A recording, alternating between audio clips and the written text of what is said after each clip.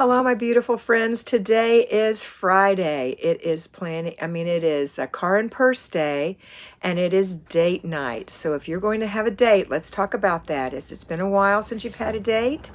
After dinner, I want you to do your after dinner routine, get the kitchen cleaned up, serve dinner as early as you can, or you may have to have the babysitter do that, but you're going to take some time. The babysitter may be your mom. She may come. You may take the kids to your mom, or you may hire a babysitter, or you may have an older child who you pay to babysit your family that evening. Doesn't matter. But after dinner, I want you to go get your shower, lay out your clothes that you're going to wear for your date, put on your makeup, your perfume, fix your hair, and look pretty. Enjoy your evening and take advantage of no children. That's it for today. Have a great date. Enjoy your Friday, and always remember to be beautiful.